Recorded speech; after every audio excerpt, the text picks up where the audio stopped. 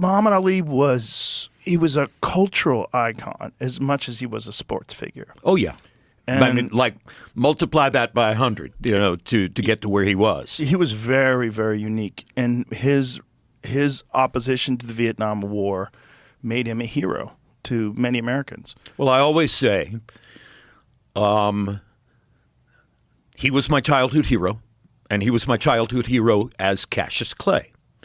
The very first live prize fight I ever attended was Cassius Clay versus Sonny Liston, February 25, 1964, in Miami Beach. Oh, you were there for the first fight. I saved lawn mowing and car washing money for months to buy a ticket that in my memory was $100, but I don't really know for sure what the cost of that ticket was. I didn't save it. It would be worth millions now. And my mother took me over from our crappy Southwest Miami tract house rental and dropped me off at the Miami Beach Convention Center, and then came and picked me up afterward. And I went in alone. And that was the first live. How old were you?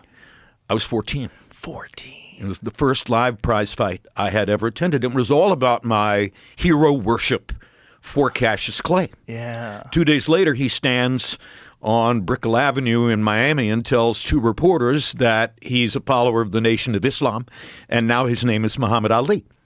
And I'm in shock, okay? What do you mean? I mean, you're Cassius Clay. You can't. Right. And so nowadays I say the lesson he taught me then was a man's identity is his own. Yes. And it does not matter how much I love him or cherish him or feel connected to him. He has the right to say who he is. I mean, back in those days, Islam? Right. What is that? Right. I had no clue. But, he got over with me on that when I understood it was his right. Then he taught me my stance on the Vietnam War. My mother was double widow of two United States military heroes.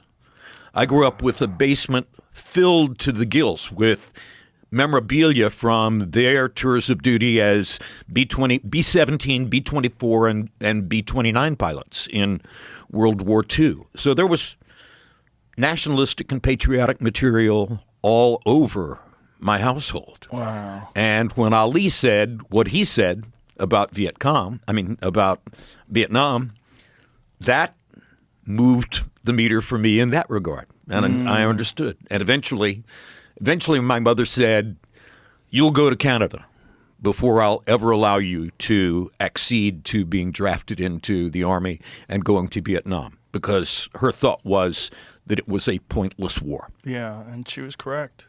Yeah. She was right. Yeah, and they took 3 years of his prime. That's what's crazy. I always point to the Cleveland Big Cat Williams fight. That was his best. Yes. You're totally right. That was his number one performance, and he was never 100% the same after that. But he still had his mind. Yes, but he didn't train for 3 years. That's part of the problem. Of course. And, at 30 years old, in that day and age, it was just a different world. Like, you don't train for 3 years. Not as much knowledge of nutrition. Right. Not as much knowledge of training techniques, the old-fashioned stuff in Deer Lake, Pennsylvania, not the same as no hyperbaric chamber, Right. et cetera, et cetera. Yeah, it's just they just robbed him. They robbed us too, because he came back and he's a different fighter then. He was much more easy to hit, and he became, he relied on his chin more, and he didn't have the fleet of foot movement that he had before then. But he found a way to rise to the top Yes, again. he did. Well, Yeah. the championship mind was always there. That's But God, 100% correct. But as a fan of boxing, it drives me crazy. Because you imagine what we could have seen in those 3 years if Ali had never been robbed, never took his title away, and allowed him to fight all those guys like Joe Frazier, George Foreman, all those guys with keeping the same skills that he had when he was younger.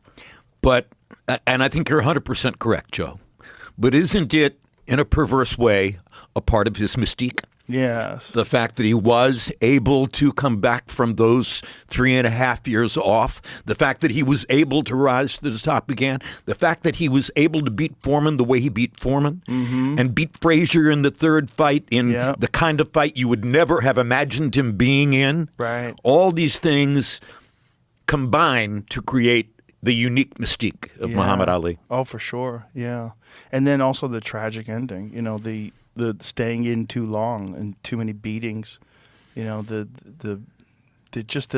seeing him at the end of his life was just so horrible, and we all know that was trauma induced. We all know that.